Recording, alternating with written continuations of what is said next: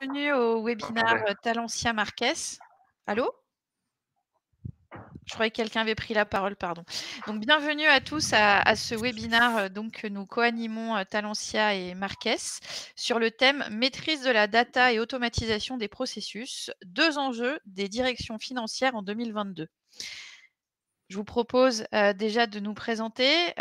Donc j'ai le plaisir de co-animer ce webinaire avec Vincent Gélineau. Je te laisse Vincent te présenter. Oui, bonjour à tous. Merci Ophélie. Donc oui, je suis Vincent Gélineau. Je porte la responsabilité du programme de recherche sur la transformation digitale des directions financières chez Marques by Exegis. Et on réalise chaque année de nombreuses interviews et d'enquêtes qui ont pour objectif finalement de déceler les tendances qui concernent les projets de transformation au sein des directions financières. Et nous aurons le plaisir de vous présenter quelques résultats importants sur les thématiques de la data et de l'automatisation. Merci Vincent. Et donc moi je m'appelle Ophélie Marin et je suis Product Marketing Manager chez Talentia sur la Financial Suite, donc sur la suite finance, c'est-à-dire à la fois, on le verra plus tard, la finance, la gestion financière, donc comptabilité, immobilisation, engagement, trésorerie, mais aussi toute la partie CPM, donc qui va du reporting à la consolidation et clôture en passant par l'élaboration budgétaire et le planning. Alors, je vous propose de commencer ce webinaire dès maintenant. Juste en termes d'organisation, donc vous pouvez poser vos questions dans le chat. Donc le chat, il est à droite de l'écran, avec une petite bulle. Par contre, ce qu'on vous propose, c'est de répondre à vos questions plutôt à la fin, de ce webinaire. Donc on va, vous dérouler cette présentation avec Vincent. On s'est donné en tout 45 minutes, donc ce sera plutôt 30 minutes de présentation et puis on se garde 15 minutes de questions-réponses à la fin. Vous le verrez aussi, on aimerait bien, vous faire participer. Donc on a préparé un petit sondage, pour justement connaître un peu, votre position et vos ambitions par rapport à ces thématiques. Voilà, donc on vous posera quelques questions, au cours de cette présentation et vous pourrez, y répondre directement du coup, en activant la petite icône qui est juste en dessous, justement le chat. Alors, je vous propose donc de rentrer dans le vif du sujet. Donc, on a prévu avec Vincent un agenda. Donc, tout d'abord, on va parler des priorités numériques du CFO. Ensuite, on vous propose d'échanger sur l'automatisation. Donc, quelles sont les tendances et on va parler de cas concrets d'implémentation. Et puis aussi, bien sûr, un petit focus sur la gestion des données, qui aujourd'hui semble être, au cœur des priorités. Alors, entre autres, de la direction financière, c'est au cœur de notre thématique d'aujourd'hui, mais plus largement, au sein, de la direction de l'entreprise et de la direction générale. Puis enfin, on va finir par se présenter quand même, présenter, Marques et Talentia. Donc l'idée, c'est pas, de parler trop de nous, mais bien des enjeux métiers. Donc c'est pour ça qu'on propose de faire ça à la fin. Et puis comme je vous le disais en introduction, on accordera un certain temps pour, les questions-réponses. Donc je vais laisser maintenant la parole à Vincent qui va, donc nous parler des priorités numériques du CFO, du directeur financier. Merci Ophélie. Alors, on va vous présenter effectivement les priorités numériques et ce qu'on souhaitait faire, c'était croiser aussi ces priorités numériques avec les priorités tout court de la direction financière en 2022. Et si on regarde véritablement ce qui aujourd'hui préoccupe, concerne au premier lieu les directions financières, finalement, on retrouve trois thématiques majeures que sont naturellement le pilotage de la performance, on va y revenir de manière beaucoup plus détaillée par la suite. Les aspects liés au développement, on connu une crise sanitaire où il a fallu gérer au fur et à mesure les éléments de crise et digitaliser de manière un peu contrainte parfois certains processus. On voit que là, ce début 2022, on se projette davantage vers la sortie de crise et vers les stratégies de développement de l'entreprise et le rôle de la direction financière dans cette stratégie de développement. Et puis une troisième thématique qui est au cœur des priorités en 2022, c'est l'organisation, gestion des talents, mais de manière peut-être plus générale, finalement, les compétences nécessaires et comment on orchestre ces compétences pour répondre aux défis de transformation de cette direction financière. Et ce que l'on voulait également vous proposer, c'est de mettre en perspective, en tout cas en parallèle, ces enjeux qui sont très concrets pour les directions financières, avec, de notre point de vue, quels sont les quatre finalement chantiers numériques qui sont prioritaires dans la transformation quand on regarde un horizon un peu plus lointain, à moyen terme, horizon 2025. Alors, si on revient sur la partie de gauche, qui sont les priorités, Ce dont on se rend compte, c'est que le pilotage de la performance, enfin sur la performance, on est plus sur des objectifs de court terme, voire de temps réel. La stratégie de développement, on est plutôt sur de la contribution à du moyen terme. Et puis, tout ce qui est compétences, on est vraiment sur l'organisation d'une manière plus structurelle. Et les deux premiers points, de moyen terme, temps réel et de fait court terme, finalement, on peut les traiter sur la partie droite, sur la dimension qui est plutôt liée à ce qu'on appelle sparring partner performance, qui est la capacité pour les directions financières de s'outiller avec des solutions numériques qui vont leur permettre d'avoir une meilleure lisibilité, une meilleure visibilité sur l'activité de l'entreprise et puis sur les dynamiques financières qui peuvent être à l'œuvre à moyen ou long terme. Et quand on revient de manière plus précise sur les chantiers numériques, on se rend compte qu'il y a 3 des premiers chantiers ici qui sont vraiment, à proprement parler, focalisés sur l'automatisation et la donnée. Alors le premier, automatisation des processus, parle de lui-même. L'idée, c'est que dans cette logique, si je fais le lien avec les priorités du CFO, de modification de l'organisation, on se rend compte que finalement les tâches à faible valeur ajoutée administratives ne sont plus, occupent parfois encore pas mal de ressources dans la direction financière, mais ce ne sont pas celles sur lesquelles les directions financières sont attendues. Et donc, à côté de ça, on voit des technologies qui permettent de commoditiser, d'aller beaucoup plus rapidement sur l'implémentation de processus et de gagner énormément de temps finalement dans les ressources. Et donc une vraie bascule vers de la technologie sur des prestations qui étaient réalisées par des personnes à proprement parler. Et puis les deux autres aspects qui sont plutôt liés à de l'infrastructure digitale, quand on parle de gouvernance des données, sont finalement clés pour pouvoir donner des éléments qui vont permettre d'utiliser des informations qui soient les plus précises pour les métiers et qui puissent permettre aussi d'anticiper l'avenir. Et puis enfin, le dernier axe de chantier est plutôt lié à l'ouverture, la collaboration, alors que ça soit en interne ou en externe, mais l'idée c'est que les processus et les échanges en interne dans la direction financière, dans l'entreprise ou avec des partenaires, soient de plus en plus finalement automatisés, se fassent par des flux, soient intégrés, orchestrés, et tout ceci pour gagner en agilité et en accélération.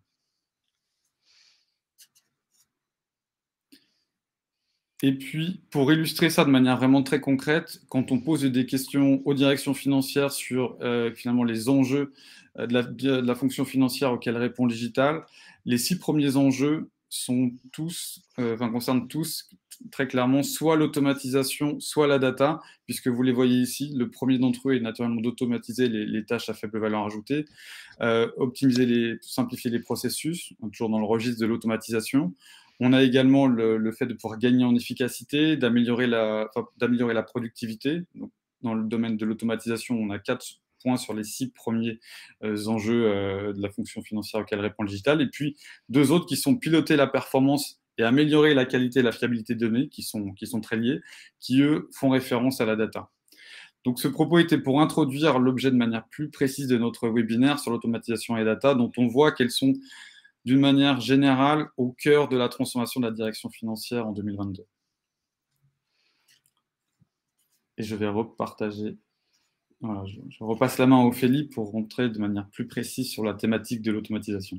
Merci Vincent. Oui, donc là, on vous propose du coup d'échanger un petit peu plus effectivement sur les automatisations attendues ou déjà réalisées du coup dans l'entreprise, les tendances et des cas concrets d'implémentation.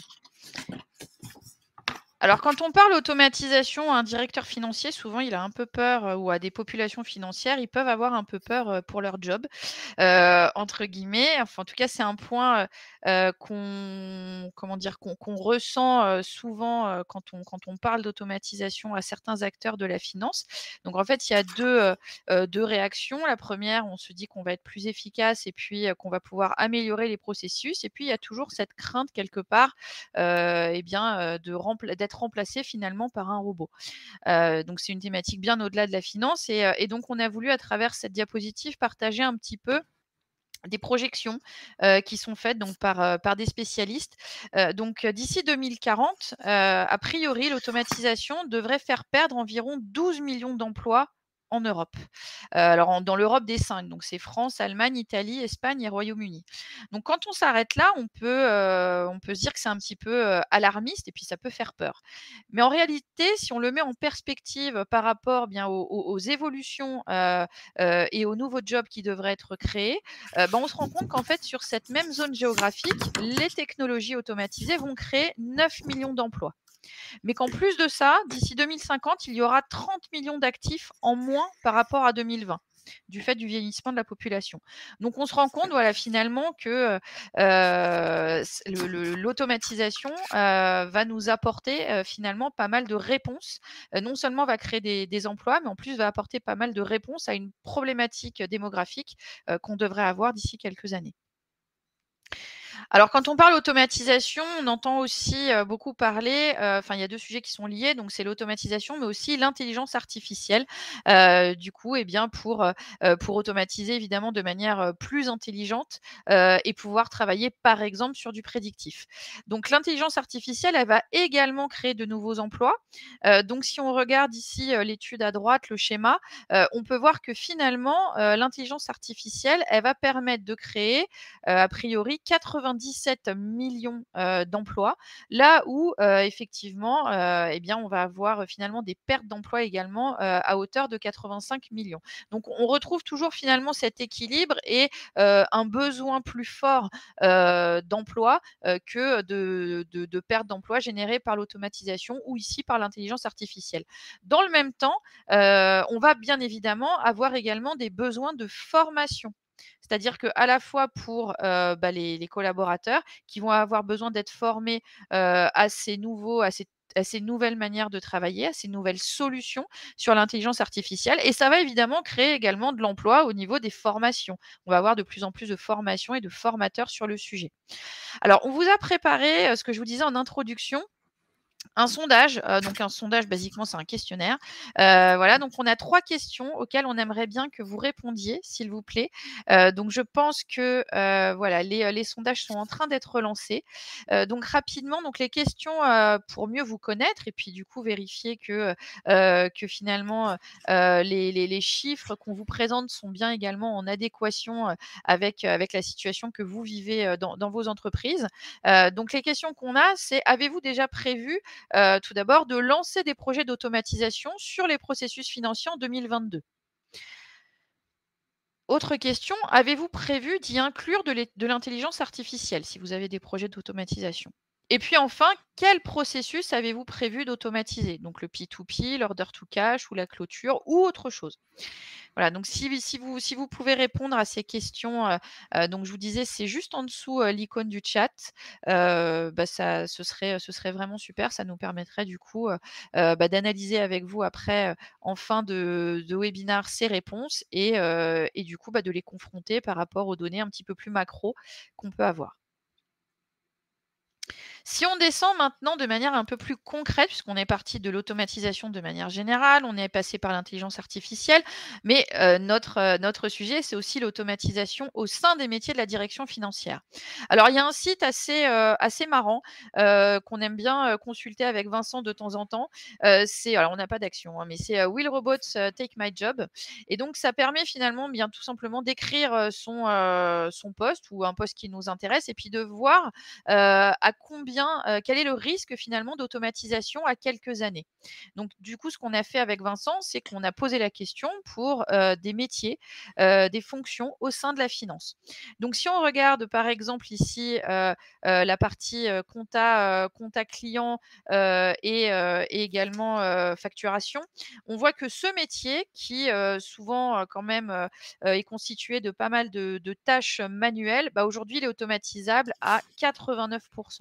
En tout cas, c'est le risque d'automatisation, qui est affiché via ce site. Si on voit après, les métiers de comptable et d'auditeur, on est à 50. Alors pour info, moi j'avais fait le même exercice il y a, 4 ans je crois et on était à un pourcentage beaucoup plus fort pour les populations comptables et auditeurs. Donc là, on peut se poser 2 questions. La première, c'est, est-ce que la copie a été revue entre-temps? Ou bien, et je pense que c'est plus possible, le métier finalement il a déjà évolué et donc finalement aujourd'hui la part d'automatisation, bah, forcément elle est réduite si on se projette, à quelques années par rapport au constat qui est fait maintenant plutôt qu'en 2017. Et puis enfin, on a le poste de, manager, finance, de responsable finance et là, on chute encore drastiquement dans le pourcentage, dans le risque d'automatisation. Donc finalement, pour rebondir sur ce que disait Vincent tout à l'heure, on se rend compte ici que les risques d'automatisation, évidemment, ils sont, plus on a un métier manuel, ici, des tâches, manuelles au sein de la finance et bien plus le risque va être fort, d'automatisation. Alors je parle de risque, mais ça peut aussi être une opportunité, comme on l'a vu précédemment. C'est-à-dire que bah, si une partie du job est automatisée, on va pouvoir se consacrer à des sujets à plus forte valeur ajoutée et peut-être plus d'analyse. Voilà. Et puis pour des postes qui sont évidemment plus focusés sur du management ou déjà de l'analyse, eh bien le pourcentage d'automatisation est évidemment plus faible. Donc en fait, ces chiffres-là, ce qui permettent aussi de dire, c'est qu'on est sur une trajectoire pour la direction financière qui amène toujours vers plus de valeur. Voilà, à la fois par ces pourcentages et puis par l'évolution également, comme je vous le disais tout à l'heure, du risque d'automatisation qui évolue dans le temps au fur et à mesure que les jobs, que les métiers, évoluent, et bien le risque d'automatisation forcément se réduit, encore. Donc je vais laisser la parole maintenant à Vincent pour nous parler d'automatisation des processus financiers grâce à l'intelligence artificielle. Alors, on a beaucoup parlé d'intelligence artificielle ces dernières années. Pour nous, en tant que cabinet d'analyse, il était important de raccrocher quelque part l'intelligence artificielle à des éléments concrets de projets et de thématiques sur lesquels elle était appliquée dans le cadre de la direction financière et liée à l'automatisation des processus financiers. Et quand on a interrogé des directions financières sur le sujet, finalement, à quoi, enfin, si vous avez des projets IA, sur quoi portent ces projets IA de manière très, très concrète, vous retrouvez ici les réponses qui ont été données avec le pourcentage de réponses. Et donc, si je traduis, finalement, le premier usage de l'IA consiste à aider dans la réalisation d'analyses prédictives. À plus de 40%, les décideurs nous ont répondu que l'IA pouvait leur servir dans cette mesure. Et c'est vrai que pour des sociétés, la capacité à créer des intelligences artificielles qui vont, à partir des données internes, mais aussi de sources de données externes, pouvoir travailler sur des simulations, mais au-delà des simulations, anticiper, des différents scénarios, c'est un élément qui est très, très observé aujourd'hui, pour pouvoir, très rapidement, imaginer de nouveaux modèles économiques ou des options, stratégiques ou financières à actionner. Le deuxième point d'usage, qui est à plus de 40%, qui consiste finalement à automatiser le reporting ou pouvoir avoir une capacité à générer un peu à la volée et en fonction de demandes un peu plus macro, des reportings qui soient les plus adaptés pour des décideurs dans l'entreprise et pour la direction financière, bien sûr, en premier lieu. Ce que l'on retrouve également en termes d'usage d'IA, et c'est très concret, je pense que ça va vous parler à tous, c'est des rapprochements bancaires, tout simplement, où on peut gagner un temps assez incroyable grâce à des technologies qui sont bien exploitées. Et puis le quatrième, qui est également à plus de 40% cité, consiste à tout ce qui est lié aux fraudes. Et là, l'IA, c'est vrai qu'elle peut s'exprimer de manière assez large et de manière assez pertinente dans des contextes spécifiques, qui peuvent être les vôtres, peuvent être entraînés pour identifier ces fraudes et gagner donc beaucoup en lisibilité ou en clarté sur cette thématique qui n'est pas toujours simple à appréhender. Et puis vous retrouverez ensuite d'autres cas d'usage qui ont été cités, qui sont également assez relativement importants, puisqu'on les retrouve à plus de 30% dans les réponses des directions financières, qui est tout ce qui est rapprochement de factures de règlement, de bons de livraison, de bons de commande, et puis tout ce qui est lié à parfois à des traitements manuels qui auraient été dysfonctionnels d'une certaine manière, et qui peuvent être repérés grâce à des intelligences artificielles, et donc d'éviter de laisser traîner des erreurs ou des informations erronées qui auraient pu résulter d'opérations manuelles. Voici le schéma qui ressort de cette étude. C'était d'ailleurs assez intéressant. Et puis l'autre point sur la partie plus automatisation, des tendances que l'on observe liées à l'automatisation. puisque chez Marques, on observe la direction financière, mais aussi on les compare à d'autres directions, hein, des directions métiers, des directions RH. Et au sein de la direction financière, ce qui est particulièrement intéressant, c'est qu'on est sur une direction qui est plus mature, où les processus sont davantage cartographiés, davantage normés, pour une grande partie d'entre eux. Et donc ça en fait un champ, d'expérimentation très, très intéressant, pour tout ce qui est automatisation et un champ de déploiement prioritaire. Beaucoup d'entreprises commencent par développer de l'automatisation dans des processus financiers connus et puis vous retrouvez des thématiques, d'implémentation les plus fréquentes qui sont observées aujourd'hui. Alors bien entendu, tout ce qui concerne le cycle client ou le cycle fournisseur avec, une vague de projets dans le domaine procure to pay et order to cash. On a tout ce qui est clôture comptable, qui est une thématique, qui doit faire écho en ce moment, de votre côté, où l'automatisation permet d'accélérer, et finalement de créer un peu de levier, de ressources, de disponibilité pour d'autres sujets au sein de vos équipes. Bien entendu, on va retrouver des sujets de trésorerie autour du management du cash, de l'automatisation. La thématique du recouvrement, qui a été, aussi un petit peu en vue, on va dire, ces derniers temps, notamment avec le début de cette crise sanitaire, où des enjeux de recouvrement ont pu être, parfois importants et cette capacité à se doter de solutions qui vont automatiser et donc réduire des délais, c'est des leviers de valeur pour vous. Et puis on retrouve naturellement l'automatisation de reporting et puis l'automatisation de processus documentaires. Et à ce titre-là, on retrouve des processus un peu génériques à documentaire, on les connaît bien. Et il y a eu un accélérateur aussi ces derniers temps avec notamment toutes les thématiques de signature électronique, avec le travail à distance notamment et bien d'autres. Donc on voit que c'est un champ finalement assez large, qui est en train d'automatiser quelque part presque l'ensemble des processus de la direction financière et qui lui permet, finalement de réallouer ses ressources sur plus de valeur ajoutée comme l'a dit Ophélie tout à l'heure. Et bien entendu, en transverse de tout ceci, il y a des enjeux plus technologiques. On parle beaucoup de technologies RPA qui supportent et qui permettent de réaliser ces différents processus d'automatisation. Et je vais repasser la main à Ophélie pour illustrer ce point peut-être de manière encore plus concrète. Oui, merci Vincent.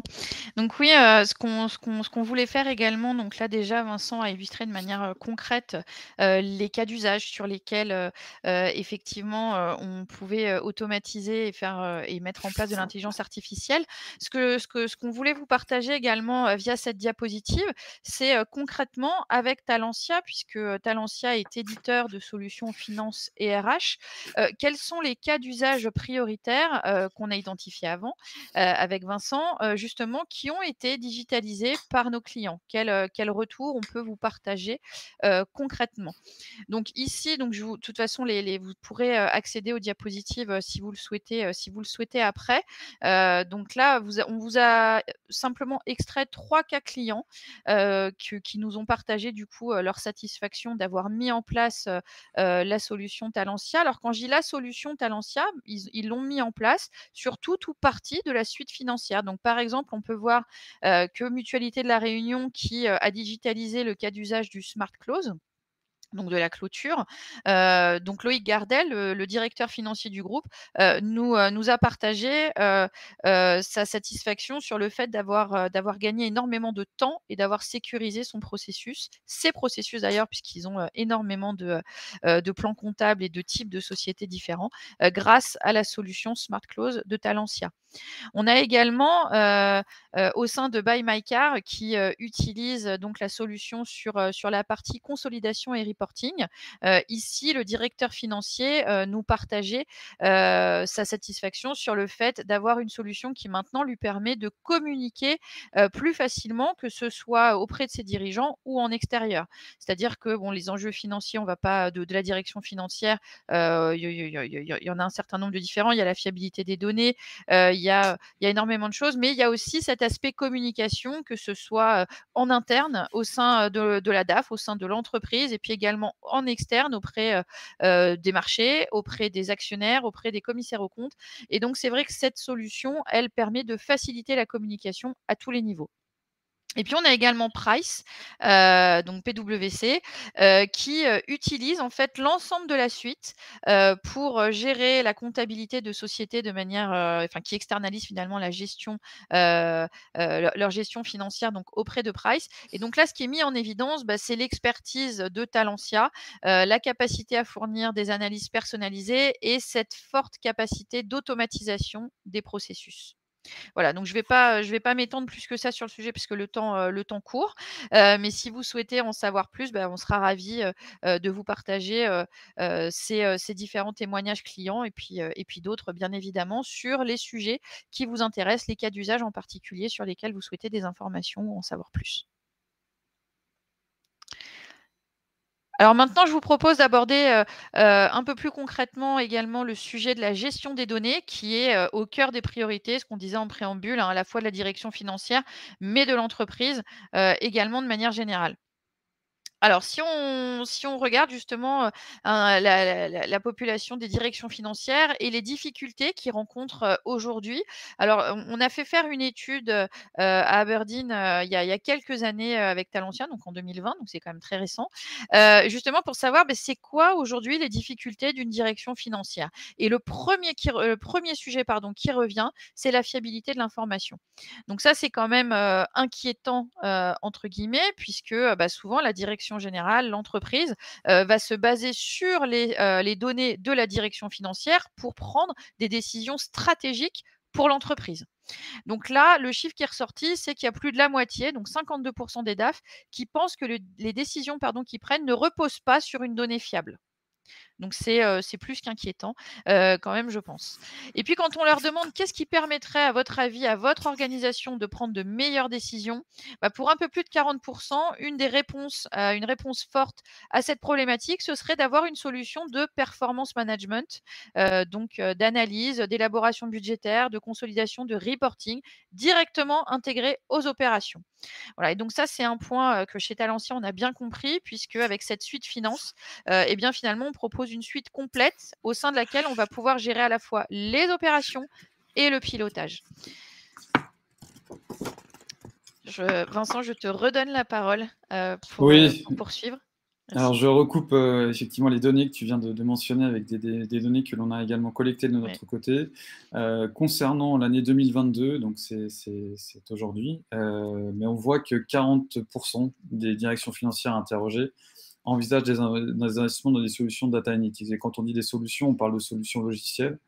On parle donc de 4 directions financières sur 10. Donc c'est montrer à quel point finalement l'enjeu autour de la donnée est massif en ce moment, avec pour objectif, c'est premièrement d'analyser en temps réel et dans des cours des grands volumes de données, bien entendu servir chacune des directions de l'entreprise pour avoir des indicateurs les plus fiables possibles, et puis mieux répondre aux enjeux de pilotage de la performance avec cette notion de prédictif. Vous en entendez parler de plus en plus, hein, vous êtes, je pense, aux premières loges pour y travailler d'ailleurs, mais on voit que les investissements dans les solutions data analytics portent de plus en plus sur justement cette capacité à éclairer, permettre des arbitrages, anticiper et la prise de décision grâce à tout ce socle de données. L'injection également de données externes, enrichir les modèles pour pouvoir avoir des clés les plus fiables, en tout cas des éléments les plus éclairants pour prendre des décisions.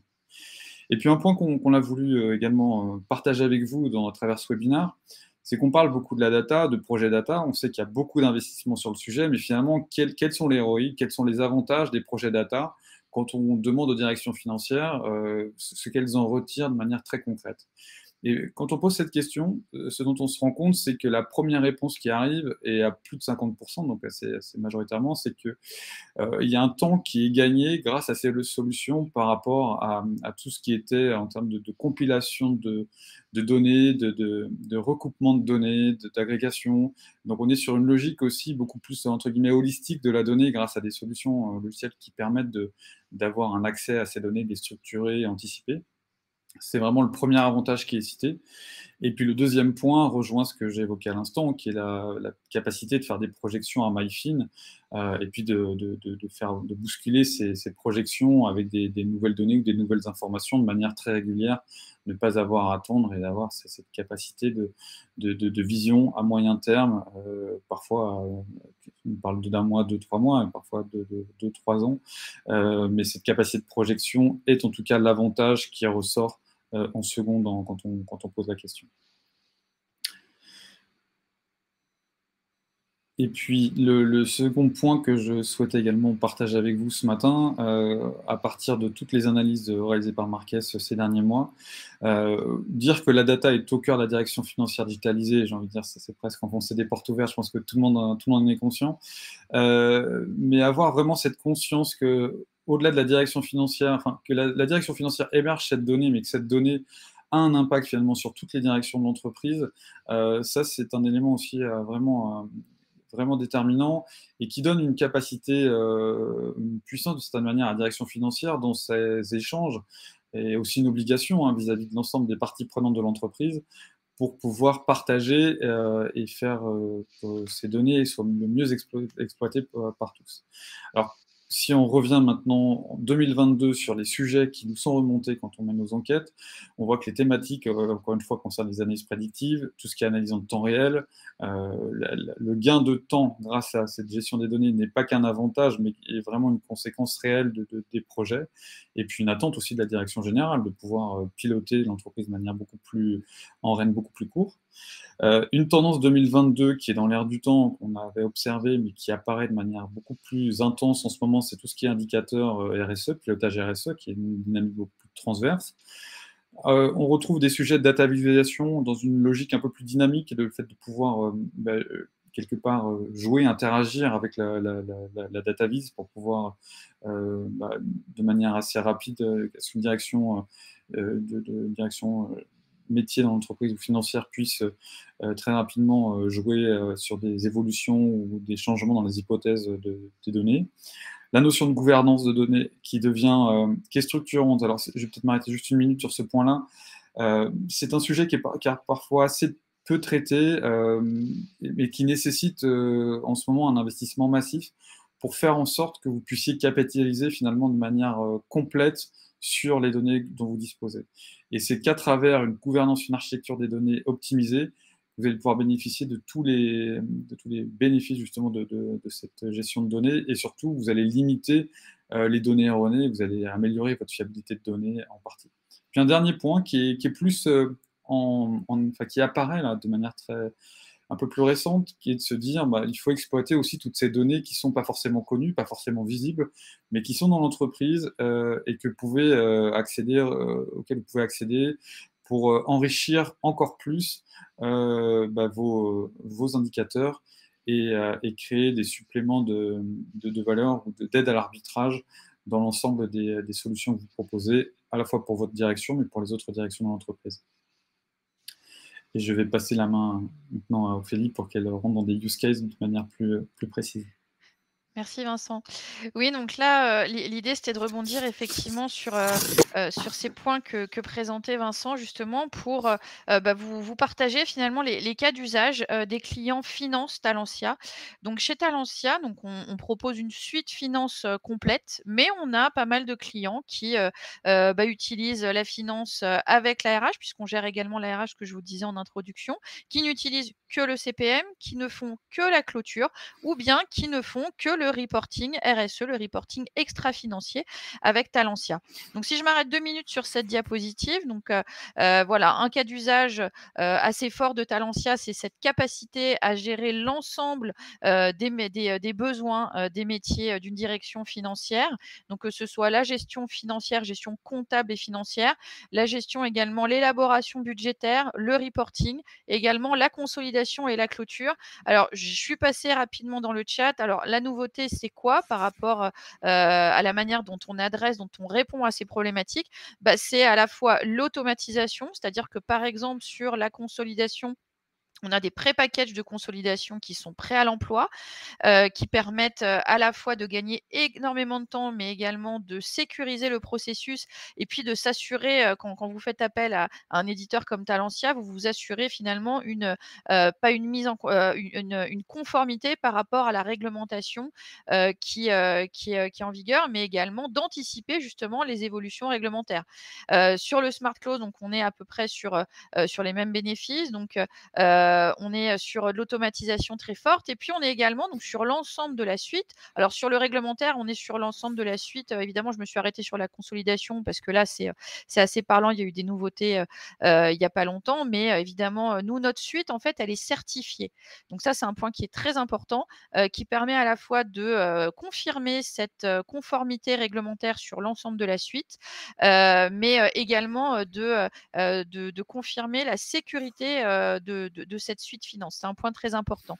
Un autre point différenciant et qui est nouveau finalement, sur la manière d'adresser les métiers et de répondre à des besoins nouveaux également, bah, c'est, la tous les aspects collaboratifs. Aujourd'hui, alors pas seulement du fait, du covid, mais finalement cette crise sanitaire, elle a contraint, à savoir, travailler à distance et si on n'a pas su le faire, bah, souvent il y a quand même eu des échecs derrière. Avec cette suite finance, on peut facilement collaborer de manière sécurisée à distance. On peut également partager des informations de manière sécurisée, de manière sélectionnée. Je peux choisir ce que je vais partager en externe. Voilà, donc ça, c'était pour parler de l'ensemble de la suite finance. Donc on est sur un cas d'usage pour tout l'office du CFO, mais on a également, pas mal de clients qui, bah, quand ils voient ce qu'on propose sur la finance, bah, s'intéressent également à la RH et finalement couvrent, les 2 familles de métiers. On a également des clients qui chez Talentia, n'utilisent que la partie CPM, tout ou partie, c'est-à-dire sur la partie, planning, ou bien sur la partie, par exemple, consolidation, alors par agrégat ou statutaire, mais également sur la partie réconciliation des intragroupes. Ça, on sait que c'est une problématique, très forte, et c'est un sujet vraiment très manuel, dans les entreprises qui, sont multisociétés et qui parfois sont, multi-solutions comptables. Et puis, on va gérer évidemment toute la partie publication et encore une fois de manière collaborative. Un point important, avec les solutions Talentia, c'est voilà on peut gérer l'ensemble des problématiques d'une direction financière, dont la compta par exemple. Mais si vous voulez utiliser tout ou partie des solutions Talentia avec d'autres solutions comptables, bah, vous pouvez le faire aussi. Autre solution comptable ou autre solution métier. Un autre cas d'usage, c'est le smart close, donc les problématiques de clôture et de révision des comptes. Donc là, voilà, on a certains clients qui n'ont que cette solution, qu'ils utilisent au sein de leurs entreprises. Et puis on a, de la même manière une offre, puisqu'on veut répondre aux problématiques des populations finances. Donc on a compris que le RSE, le reporting extra-financier, c'était une problématique de plus en plus forte au sein des directions financières. Donc, on a une solution qu'on propose et qui est intégrée encore une fois à la suite finance, et bien sûr sur le reporting RSE. Et donc là, le point différenciant, par exemple, bah, c'est là où beaucoup de prestataires vont finalement vous proposer du consulting, hein, basiquement. Nous, finalement, avec Talentia, on va vous proposer une première évaluation quantitative clé en main basée sur des données fiables et surtout aussi sur des données existantes. Donc ça ne va pas générer de la charge en plus, auprès de vos équipes. Donc voilà pour vous présenter, en quelques mots, puisque là on n'a pas énormément de temps, les principaux cas d'usage, des clients de Talentia. Donc n'hésitez pas si vous souhaitez, en savoir plus, sur, quelques cas d'usage ou en savoir plus, sur les offres Talentia, à nous le faire savoir et nos équipes se feront un plaisir de reprendre contact avec vous. Alors, je vais présenter du coup rapidement, qui on est. Donc Talentia, je vous le disais, on est éditeur finance et RH. On existe depuis, plus de 30 ans. On a 3 600 clients dans le monde, principalement en Europe et principalement des ETI, mais pas que. Un point fort, c'est qu'on est éditeur et intégrateur, donc on s'engage, vraiment à tout niveau, avec nos clients. On propose d'ailleurs, de l'assistance, de l'expertise à la fois, technique et métier, déployé sur toute la durée de vie des contrats. On est présent sur tous les secteurs d'activité. On est une ETI nous-mêmes, hein, on a 430 collaborateurs. On investit, c'est un point très important, 15% du chiffre d'affaires tous les ans en recherche et développement. Donc pour les problématiques d'amélioration des processus, mais également de conformité réglementaire, c'est un point qui est vraiment clé, important chez nous. Et en 2020, on a fait 65 millions d'euros de chiffre d'affaires. Donc je vous disais, voilà, une ETI, on est une ETI nous-mêmes. Et on se développe, pardon, parce que j'ai dit principalement européen, mais là on se développe en Amérique du Nord, donc États-Unis et Canada. Vincent, je te laisse présenter Marquès également. Oui, Marquès est un cabinet d'analystes et expert des marchés numériques depuis plus de 20 ans et nous sommes spécialisés sur l'analyse de la transformation numérique dans des métiers, notamment sur le métier de la direction financière. Et nous réalisons pour cela des programmes de recherche annuels qui reposent sur des interviews. Donc on interviewe chaque année avec des enquêtes de plusieurs centaines de directions financières. Et puis on interviewe également les fournisseurs du marché, ce qui nous permet d'avoir une vision assez claire des tendances d'un point de vue de l'offre et de la demande et d'anticiper les roadmaps de transformation digitale des directions financières à venir. Et on publie donc un ensemble de documents de recherche sur les tendances à moyen terme, également sur le positionnement des fournisseurs actifs sur le marché. Et par ailleurs, nous sommes également partenaires de la DFCG, avec laquelle nous réalisons une étude thématique. Et cette année, on réalise notamment une étude qui portera sur la data à proprement parler, qui sortira prochainement. Voilà, donc cabinet français, également présent depuis peu en Italie et en Espagne, avec pour vocation de vous apporter des éléments d'éclairage sur les tendances du numérique auprès des directions financières. Merci Vincent. Donc merci Vincent, merci à tous d'avoir suivi ce webinaire. Je vous propose de passer aux questions-réponses. Donc on a quelques questions déjà dans le chat. Donc la première, je pense y avoir répondu du coup quand je présentais les cas d'usage sur les nouveautés, justement comment est-ce qu'on adresse ces problématiques de smart close ou de consolidation. Y a-t-il des solutions qui sont basées sur la blockchain? Alors là-dessus, on est compatible. En revanche, basé sur la blockchain, pas dans le portefeuille aujourd'hui Talentia, pas dans la suite finance telle qu'on vous la propose, c'est pas basé dessus. Mais si vous avez des problématiques particulières sur le sujet, je vous propose du coup qu'on prenne contact avec les interlocuteurs commerciaux et avant-vente spécialistes au sein de nos équipes. CPM, coût pour 1000, donc là je ne comprends pas la question. C'est quoi? Vous avez 1000 utilisateurs, c'est ça? Je veux bien, madame, Florence, s'il vous plaît, que vous complétiez votre question si c'est possible. Je vais retourner dans le chat. Alors n'hésitez pas, si vous avez d'autres questions, à les écrire dans le chat pour qu'on puisse y répondre maintenant.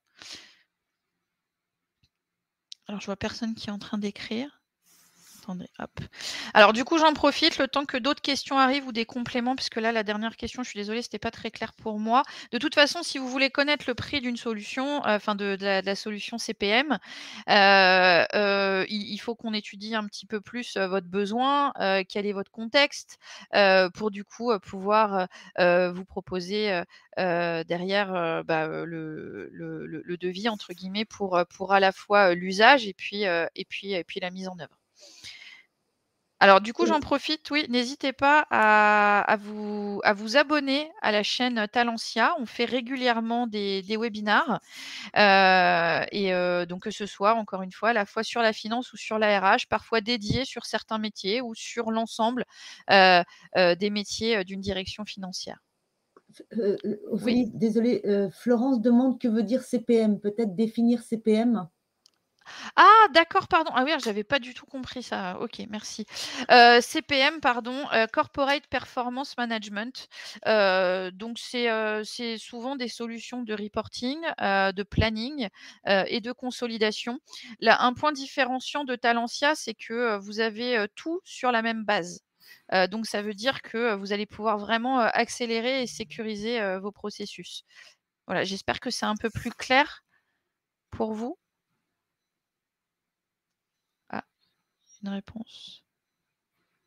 Merci. Bon, bah, tant mieux. Désolée, j'avais pas compris la question. OK.